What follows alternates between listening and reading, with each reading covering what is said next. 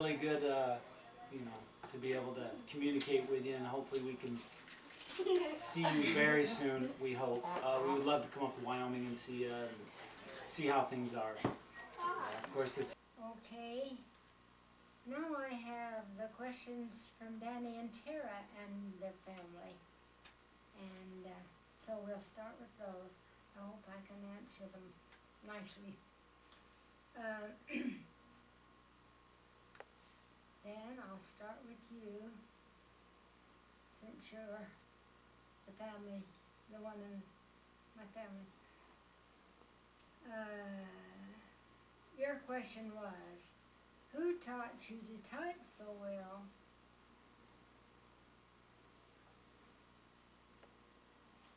Well, and did it run in the family? I knew there was more to that. I'm sorry. Who taught you to type so well and did it run in the family? Well, I just took typing in high school, and I loved that typewriter. It was kind of like music to me for some reason. I just loved doing it, and I was always competing with myself and trying to get faster and faster and faster, and that was great fun. But through high school, I learned to do that very, very well. No, it sure didn't run in the family. There wasn't another person in my family that cared how fast their fingers went or didn't go. Nobody worked like I did. But I had worked on the piano a lot too, and that's what made it easy for me. I love typing though, and I still do some. So, thank you for that question. And Tara, you asked when you and George were raising the children, what was your favorite family vacation? And my children remind me that our favorite vacation was probably California. We had family there, so we still went down there sometimes, and we had great times, especially going down there. I have to tell you a little bit about that. George was just a big joker, and he would get them going, especially Adria. She was the youngest. She was little enough to stand behind him and rub his neck or something while he drove. And we'd go along that road, and it was hot, hot weather on one trip, and we had to take squirt bottles and squirt cold water on us to keep us happy and everything. And George would drive along there, and he could yodel. So he would yodel, and the kids would try it, and they wouldn't do so good. And then also he'd tease us. He'd tease the children, especially Adria. And she'd stand there and say, Dad, you're riding around the wrong side of the road. Hurry up and get on the right side of the road, and there wouldn't be a soul in sight. So he'd, oh, okay. And then he'd get over, but after a while they'd wander off again, and she'd go at him again and keep at him. And then she got tired of riding, so she said, when are we going to be there, Dad? He's, around the next bend. And then we'd go around the next bend. Oh, well, I guess it's the next bend. All right, then we'd go around the next bend. It still wouldn't be there, and he'd do that all the way to California. We had wonderful times on the way. And then when we were there, of course, we enjoyed the beach and the family and everything. And wonderful, wonderful trips. Sometimes got too sunburned. But anyway, that was our most favorite.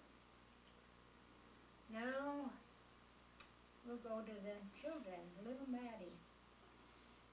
Her question was, what is your favorite color? Oh, that's a neat question. I love pretty colors. There's one special color that does the most for me, and it's called mauve, or dusty rose. You all know what roses look like. This is called a dusty rose. In other words, kind of a pale, beautiful rose. And when I see that color, or when I have a dress that color or anything, it makes me feel very happy. That's my favorite color. DJ asked, do you like living in Utah or Wyoming more? Well, I love Utah. I was born in Utah, many friends in Utah. It's a wonderful place with lots of beautiful places and beautiful things and beautiful mountains. And Salt Lake City is a wonderful city with our beautiful temple there and everything. But it's strange. I've been in Wyoming quite a few years now, for 7 or 8 years, and I have really learned to be loyal and love Wyoming also. I love the fact that there's very little traffic here when you get out on the road, because I always love the wide open spaces, and I love the people. They're very genuine. They're very, very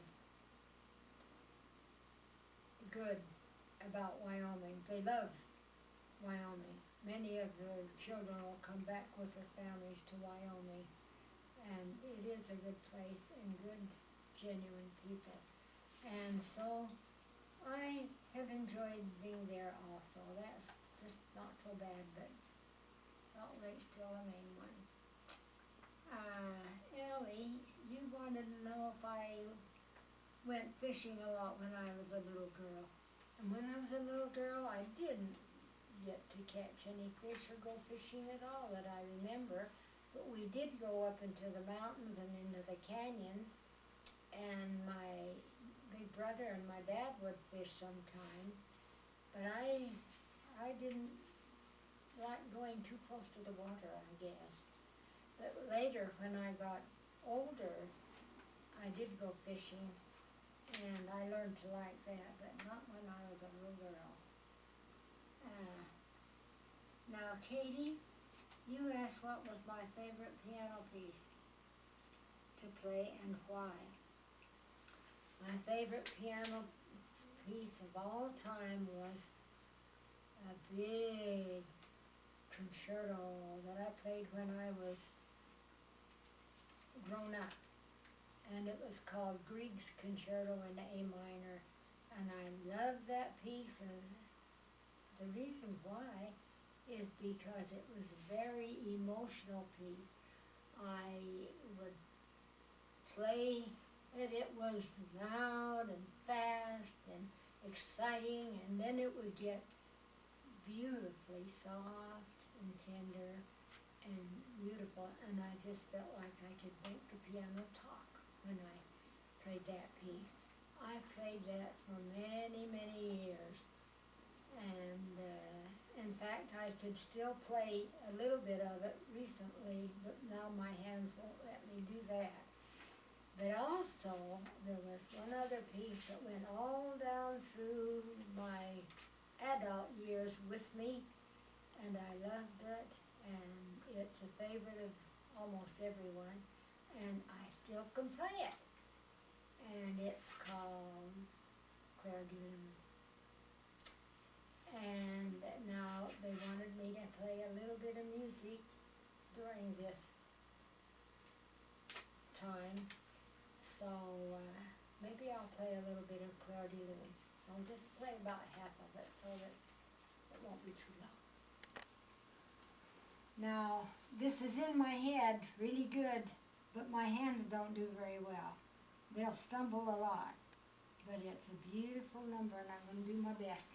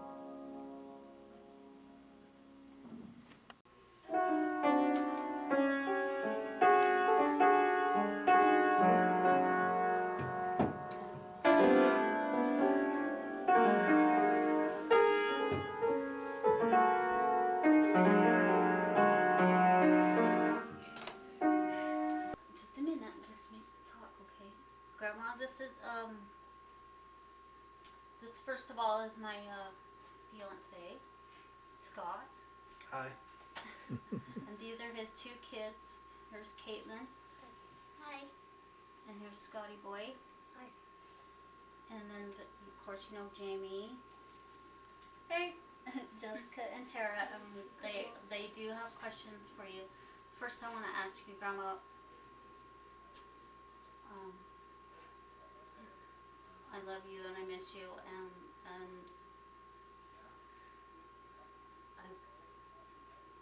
I want to know your secret to a really long life. Scotty boy. Grandma, I miss you in life, but no. How come?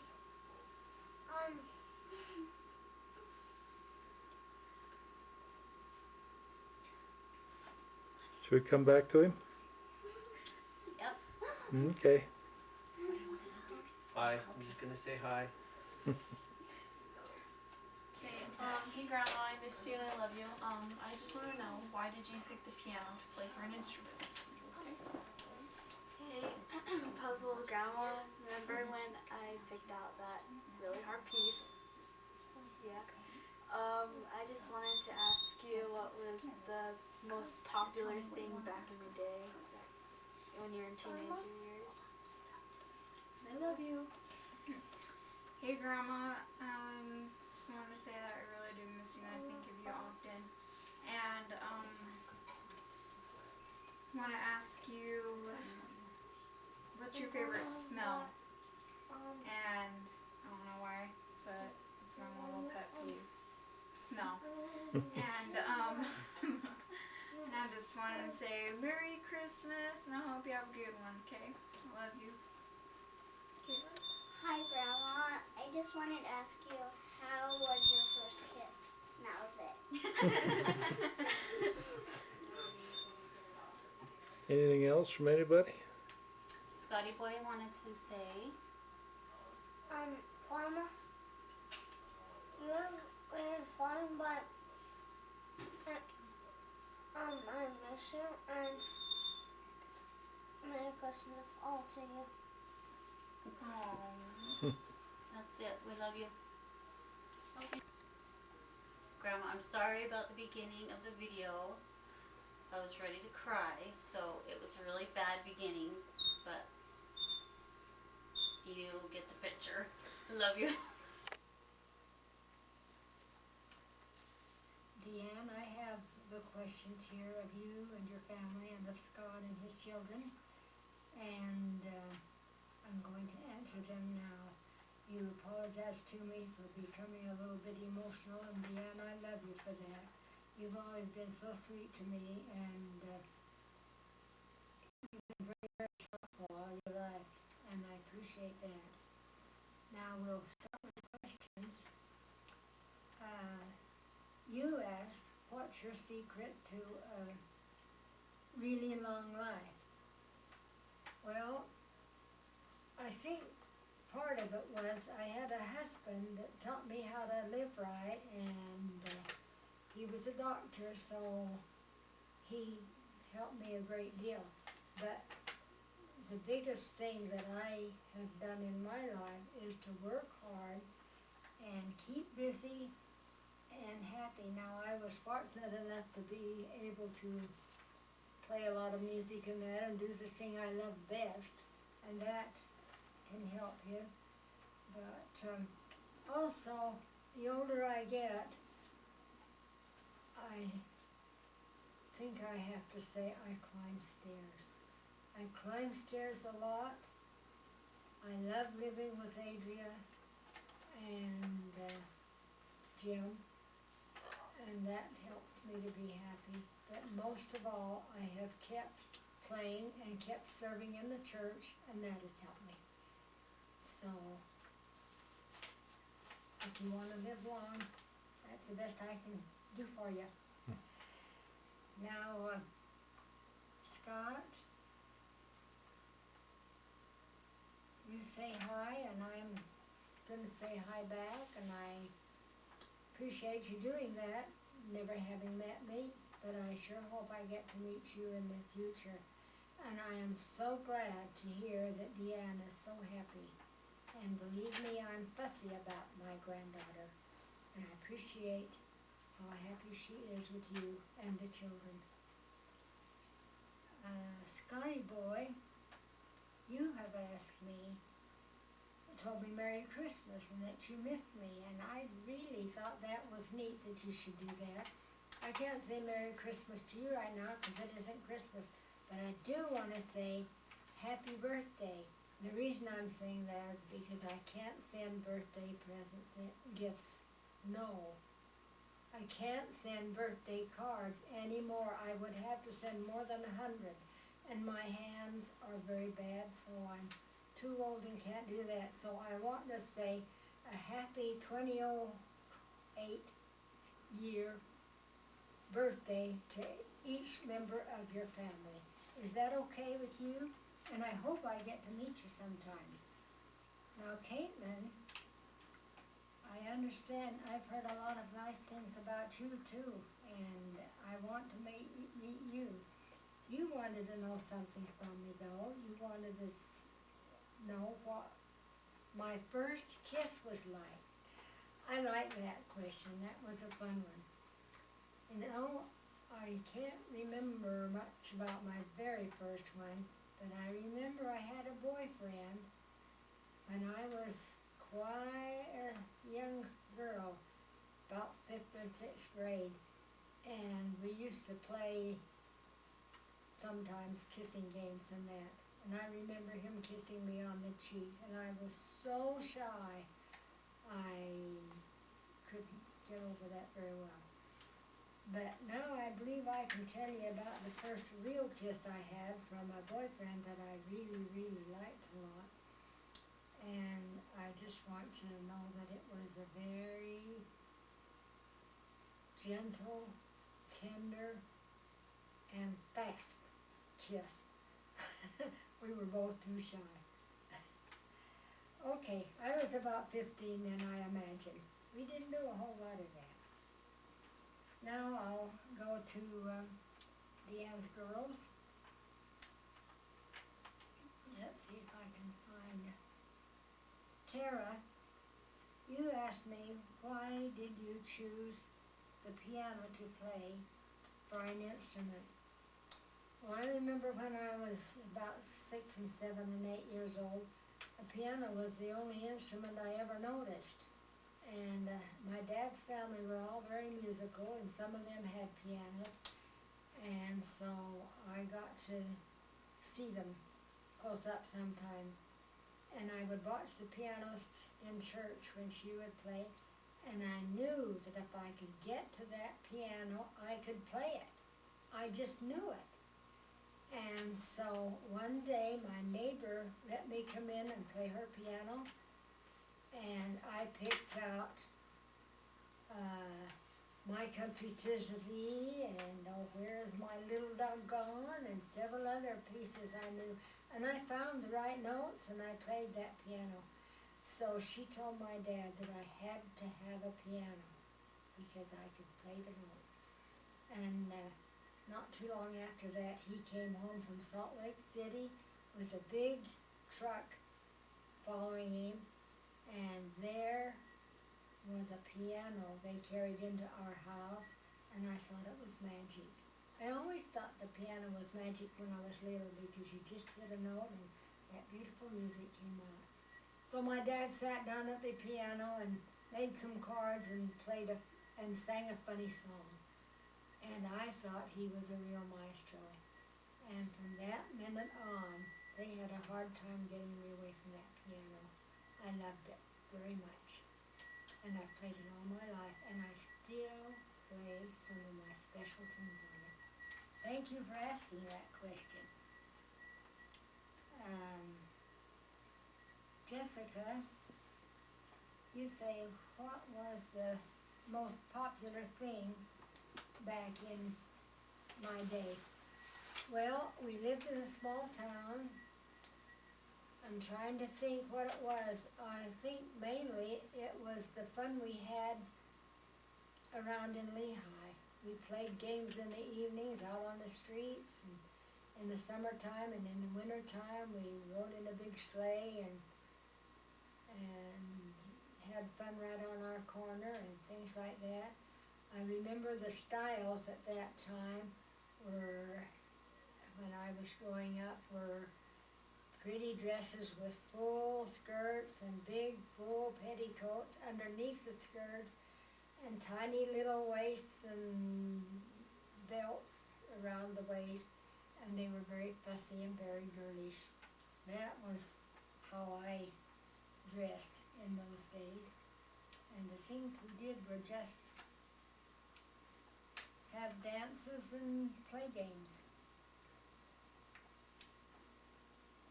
And Jamie, you asked what my favorite smell was. Well, I have some pomegranate body cologne in my bathroom that is the most beautiful smell I've ever seen.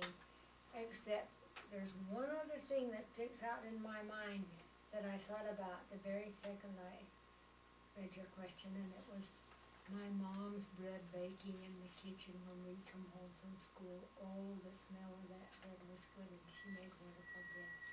Those are my main smells.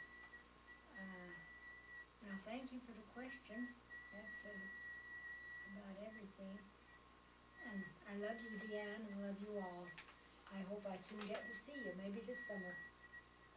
Hey Grandma, I wanted to know what some of the testimony building moments of your life were. I have one or two things that I'm thinking about that are a little too personal and private to tell.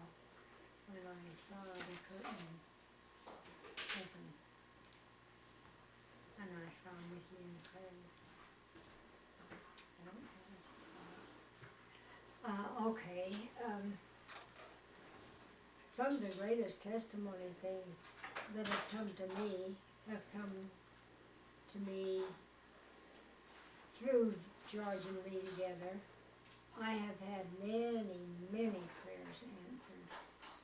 It's the funniest thing, just over something kind of foolish and silly to think the Lord had helped me with that, and yet so necessary that I would be helped when that happened. It's unbelievable. So I know about prayer. The things in the past, in the distant past, were when we were having our more tragic things, I guess, when the tragedies happened. Many times in my life, I have felt a blanket thrown around my shoulders and myself just wrapped in that warm blanket. And I've known the Lord was with me through certain things like that, you know. So many times in my life that I can't explain most of them, but most of them were when the fear was there of when George was supposed to die and didn't, and when he did die, and when this happened with Mick and Craig, when it happened with George's cancer that we found, and he had that big 8-hour surgery, things like that. I wasn't myself. I had something there holding me up, getting me through it, things that I wouldn't have been able to do myself. On a lighter vein, I've done things in public with my playing for a big production, state production or something like that, where I've gone beyond what I could possibly do to make it right, do that. I've done things that I was not yet capable of. Many times I've been saved probably for the sake of others, people listening and that, maybe not all for my sake, but it's happened. I can only tell you kind of about all of them, no one special thing. It's happened too many times, you know, things like that. I owe it to the Lord to get that I've gotten through certain things. Like sometime when the air conditioning blew my music onto the floor in the middle of some big choir thing. I didn't know that I knew it, but I got through it. You know, things like that. You've had odd things. And when I've been prompted, thinking that I didn't have to do something right then, and all of a sudden, there I was supposed to be doing it, and it happened. It would come just like that. I've gotten promptings like that forever. But what did you ask me now? That's it. You answered it. Faith promoting things in my life. The things that happened to my husband had a lot to do with it too.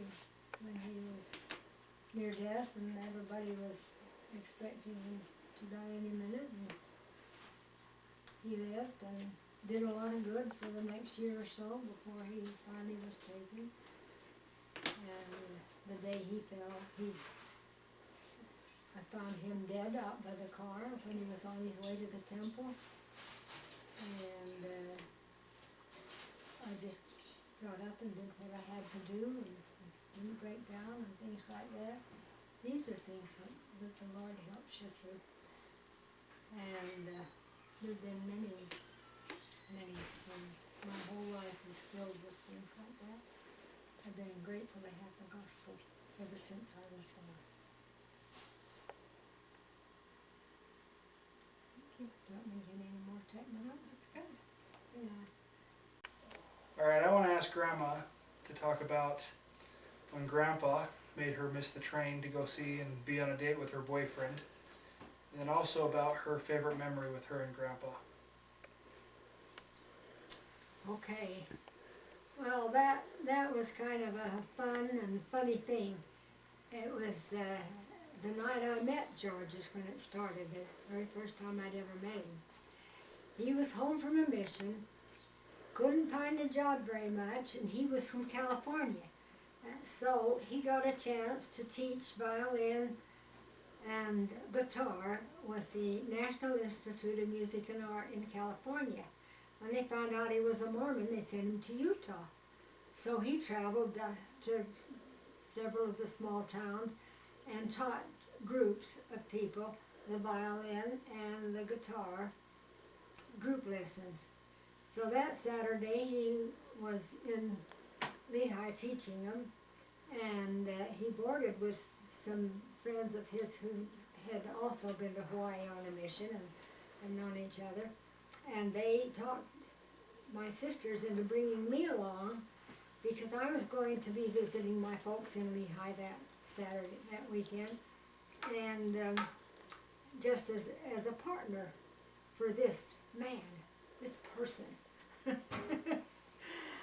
And I was reluctant, but I thought it wouldn't hurt. I'd been going with this Carl for 3 years that I was going to meet Sunday night for a date in Salt Lake, and I was almost serious with him, and I was kind of reluctant to go, but I finally said sure I'd come along.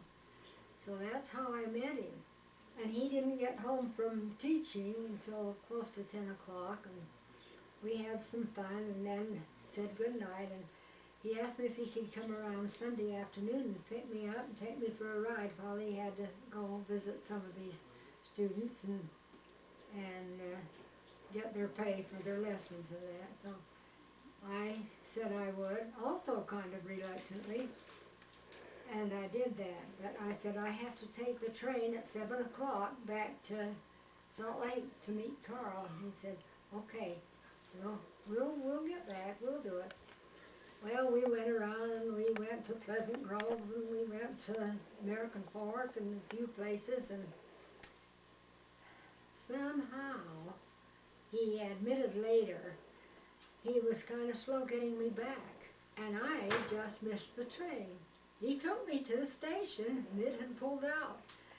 So I was so upset and excited and nervous, and I said, I cannot do this to him. I've got to be there. I've just got to be there. So he's, okay, I'll drive you to Salt Lake. So I made him drive me to Salt Lake so I could all the way to Salt Lake. That was quite a long ways in those days. And so that he could have me there in time for the train to beat the train, really. But we didn't beat the train, and I walked in one door of that station as Carl walked in another door of the station. And we met, and I went ahead with that. Later he admitted that he kind of wanted me to be late and all of that, but that was kind of fun, and because I wouldn't be mean to Carl and disappoint him, why he had to drive me all the way to Salt Lake. That was my meeting with George, and ever since then I had a meeting every date every weekend with him, and gradually had to tell Carl goodbye. That's the story of that situation. Now my fondest memory of George and me, I'll tell you something that meant the most to me about George and me, and this is serious. And I'd always wanted to marry a returned missionary, and so many fellows in those days couldn't afford missions. Wonderful fellows, didn't get missions sometimes, but I loved the missionaries and the missionary work, and I was really kind of wanting that.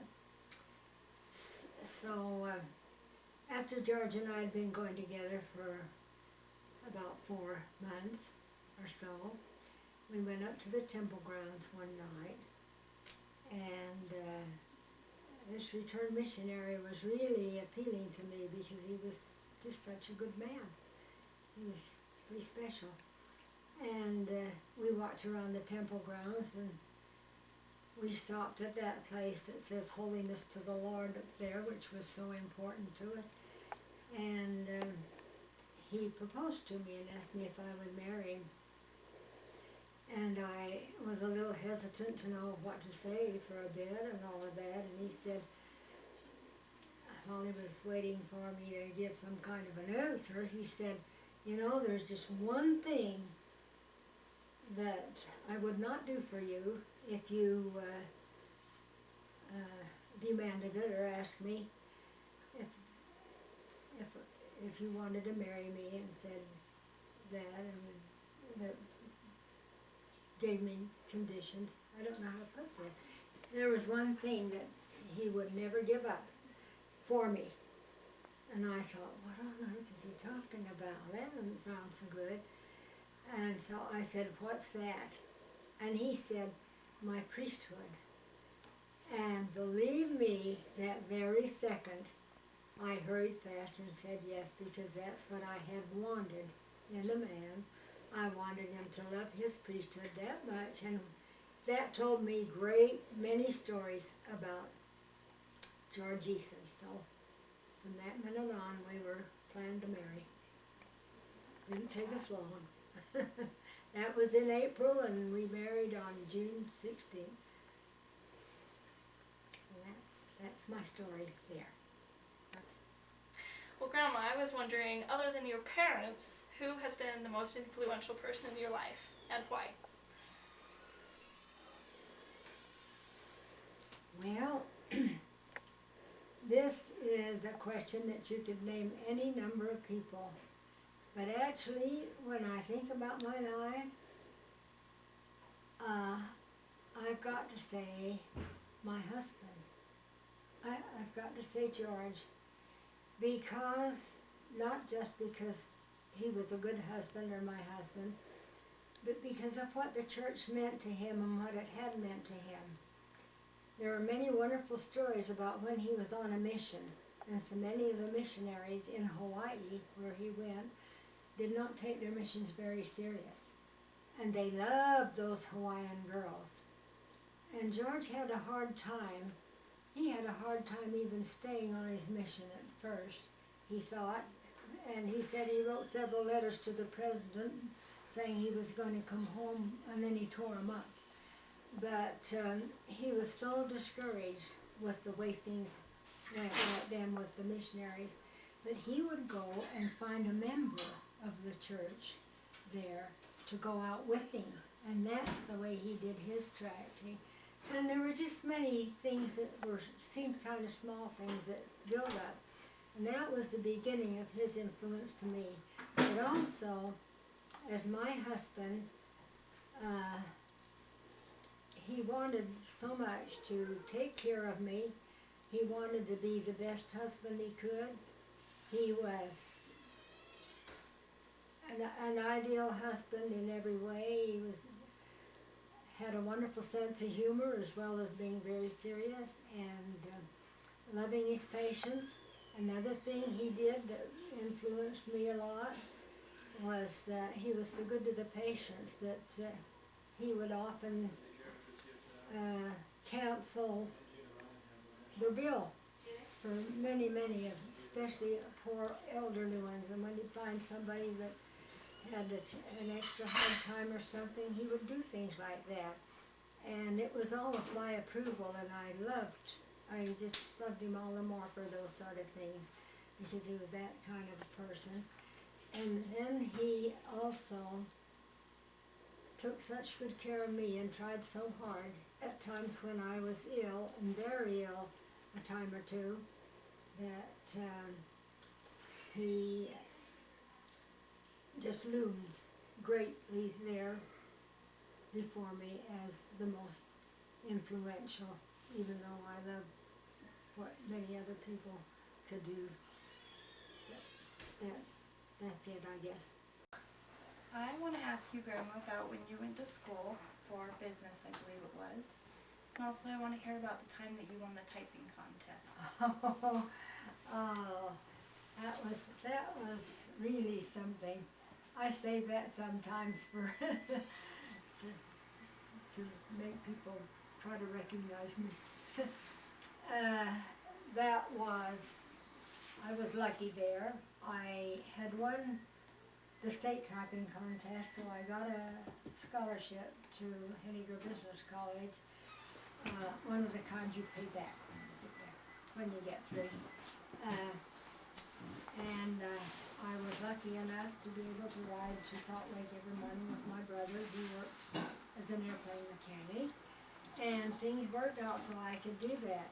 In those days, women didn't go to college very often. They had a hard time affording to send the men because it was hard times. So that was quite a privilege for me to go in the first place. I loved to type. Typing was music to me, I might as well face it. I loved doing things with my hands and fingers. And thanks to the piano, I was a fast typist, and I learned fast and all that. So when it came time for the international typing contest at the World's Fair in Chicago, that was in about 34, I think, 33 or 34, they took me along with 3 other students, and we went to Chicago to enter the typing and shorthand contest there. I was in typing. So here we were in this big auditorium with about 450 people, 450 typewriters and everything, taking this test, and I was always a frightened person. I never had much confidence, so I was scared to death. But I started my typing. When they started the contest, I started my typing. And I just tried my best to whiz.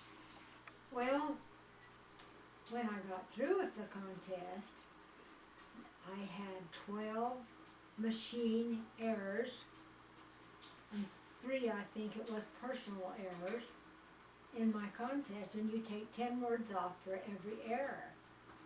So that was about like 150 words off my total number I could, and it was for speed typing. And there was a screw found under my machine. I had broke my machine kind of hard, and it happened to be the shift key screw. So after I got so far in the contest, every time I wrote a capital letter and hit the shift key, it was a mistake. So through my foolishness in trying to go so fast, I probably did something bad. Might not have been my fault. Maybe the machine just shook to pieces or something. But anyway, I came out winning 3rd place in the International Typing Contest that year. And that was a thrill. That was not too bad, but it could have been better. And it was an exciting experience. Wonderful to be at the World's Fair. Thank you for asking me so I could tell it. That was one of the really exciting things that happened to me, because people thought I was better than I was, I guess. But I was very speedy. I did close to 100 in that 15-minute test. When we type for 1 minute or 2 minutes or 3 minutes, I could do about 130 words a minute. So that was fun. That's all I can say about that. Grandma, I also want you to tell us about when you got married and your honeymoon time. Oh, that was really something. All right. That was kind of a disastrous weekend in a way, and yet, of course, wonderful, because I had my George there. We had rented us a little apartment up on the avenues in Salt Lake. We both worked on Friday because we were poor and we both needed the money.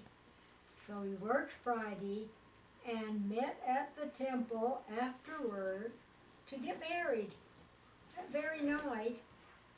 And I was all worried about what was appropriate to wear in the temple and out of the temple and everything like that. And I had this pretty white dress.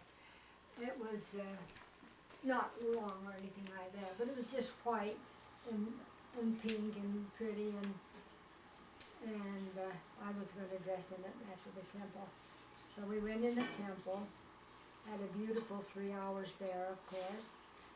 And when we came out of the temple on June 16th, 1939, it was snowing. It was snowing on June 16th, 1939. So we were going to take a few days, and we couldn't afford to go far, but we were going to do some fun things around and everything. So we went to our little apartment, and it snowed that night. It was a kind of snow that melted on the ground. It didn't pile up or anything. And we had 3 days, and both had to go to work the following Saturday, Sunday, and Monday. I think we took about 3 days off. Probably by Tuesday had to go to work. And it meant so much to us, and it was so important. So we got up the next morning, and it was raining. It was raining still at night.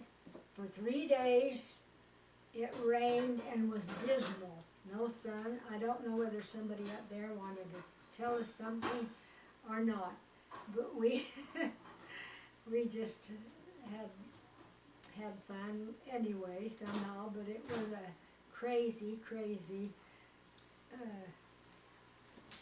honeymoon time, and we only had the few days, but we laugh about it. We've laughed about it ever since, and it didn't mean a thing in the long run. We were very happy, but we didn't have any dishes. I don't know what we were thinking. George had to go down to Cress's, the 10-cent store, and buy us each 2 plates and a few things like that to eat on. And that's the way we started married life. We'd been so busy and everything that we weren't very well prepared in that way, but we laughed about many things. That was quite the thing to have snow on the 16th of June, and me in my pretty white dress and all that. And I felt so embarrassed because I wasn't properly dressed for the weather. So that was it. Now you helped me feel sorry for it. We went along just fine after that. Had a wonderful time. We had a crazy time. I'd tell the people at the work that it was my anniversary, and they'd say, "What anniversary?" And I'd say, 10 days and 2 hours and 45 minutes. Then I'd go home and put candles on the table and cook dinner, and we'd pretend to celebrate something. I felt like I had to celebrate all the time. But I know we had many, many ragged times, and I know that we had arguments and everything, and we're far from perfect. But as I look back, to me, I had the perfect marriage, and I know that we weren't perfect, but to me we were meant for each other, and it was the perfect thing, and I was lucky all my life. Now about the family, all I can say about that is you can be too hard on children if you want to treat them like a general in an army would, and they have to be punished for every little thing they do. I didn't believe in punishing for every little thing. I certainly believed in calling it to their attention, telling them the results of things, and constantly trying to teach them to do better. And in the worst things that endangered them in any way or anything, of course, you punish in a way that they should have. And if they show too much meanness in that, but we tried never to show that. I never wanted my children to go to bed crying. I always wanted them to come home and have some happiness when they came in the door, and know that they were greeted and all of that. I believe in work for the kids, but not to the point where they can't be children and have a good life. But I also believe in much, much love. And I was not a good people handler at all. I was not ready to be a very good mother or wife, but they knew that I loved them very deeply, and I still do. Every time I think of any one of them, I love them. And that has carried us through many things, and that has brought some of them who were not too close to family back when they needed to be brought back. That's one of the things that I believe. But it had to be with the Lord's help. Alrighty, Beth. I'm Andy. I'm your youngest granddaughter's husband, and I have dragged your granddaughter across the Pacific Ocean, live in Hawaii, and I would really like to hear about your adventures in Hawaii and George's adventures, your husband, his adventures in the islands, if you would like to talk about them. Okay, Andy. By the way, we're happy to have you in the family. Why, thank you. And we're happy to have you here on the 92nd birthday from so far away. But everyone would love to go to Hawaii, and everyone thinks that's one of the world's best places. I'm sure it is. Now, George was there on a mission for the church when he was young, before I ever knew him. What year was that? And he was there from 33 to 36, I think that was about it. Okay. We were married in 39, and he had I think that's pretty correct. And when he went there, he had fun going over on the boat. This is one interesting little thing. You know, they have a mission home where they should go first for a couple of weeks. And so, well, he didn't get to go to a mission home. He lived in California. He got on the boat from California and went there, and he was to learn what he was to learn after he got there. So while he was on the boat, what does he do but have a great time dancing? Oh! And they had their dances in those days and had a good time. He found out later he wasn't supposed to do that as a missionary. He was already called on a mission. He was always all ready to be acting like he was on his mission. So everybody got laughs about that, even the people that went with him and met him and all that and found out about him. But he was a wonderful missionary. He loved the islands and he loved the people. It's interesting. He invited some people to his home after he got home from his mission, and you know how strange neighbors and things are. We have these dark people come. Of course. And they were not in a Mormon town. They weren't for anybody. Oh, he says, they're as white as you are, to his mother. When they came, they looked pretty dark, but that's kind of a fun thing. He loved them anyway. We've always loved the Hawaiian people. He had a beautiful mission there and some wonderful experiences with people. And so later, we decided we'd like to go to the islands.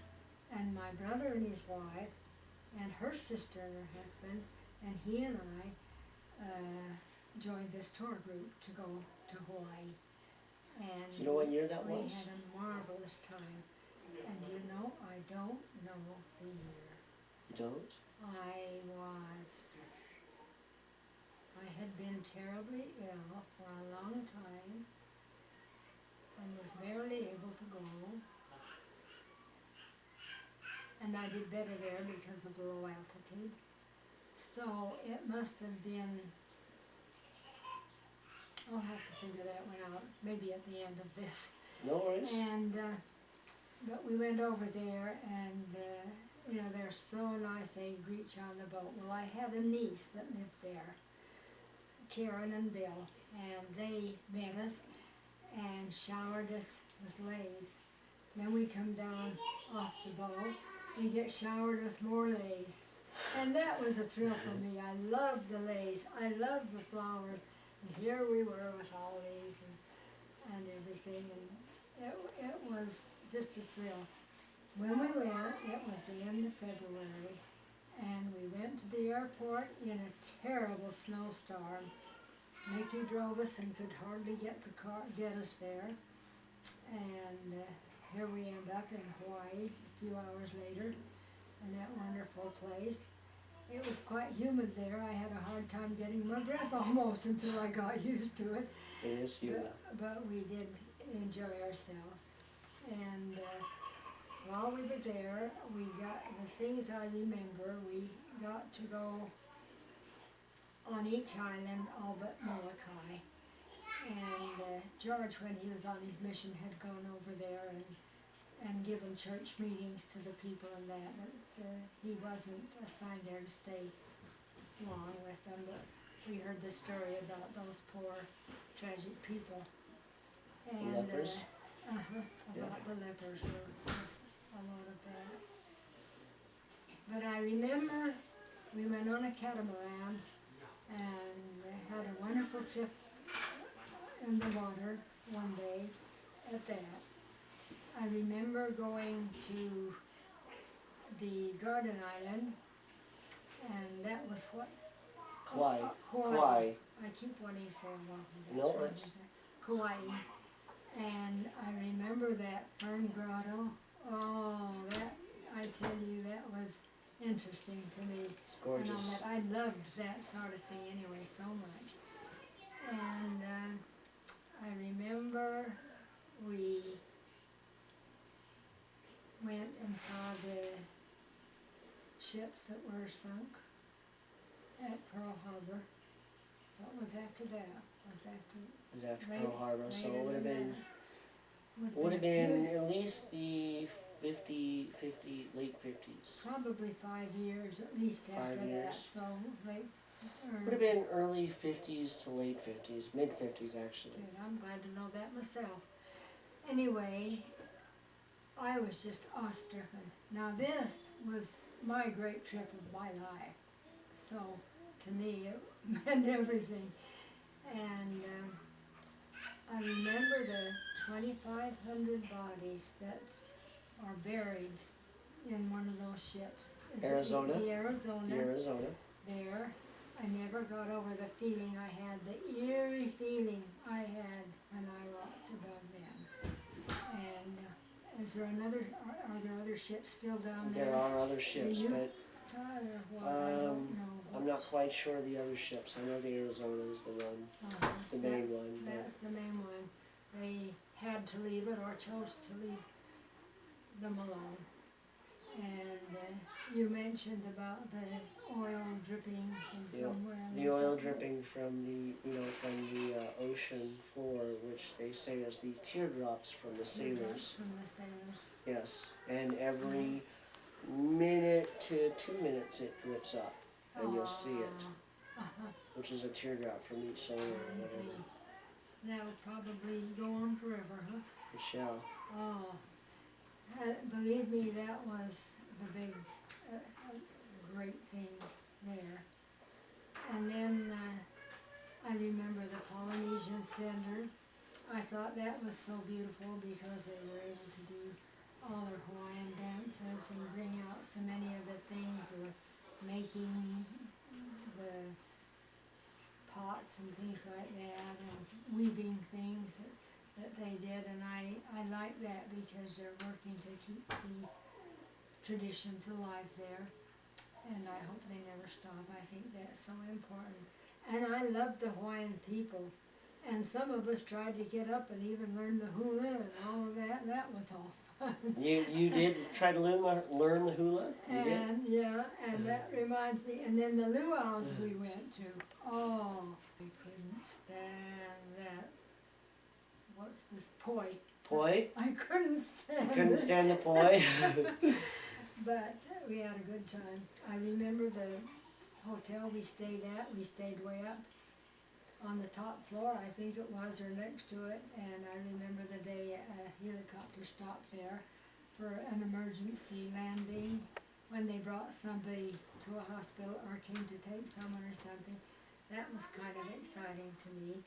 I remember where we would get up and go for breakfast to a great, huge bar, and I remember more than any other thing the papaya there, and we could go there. We went there for breakfast about every morning.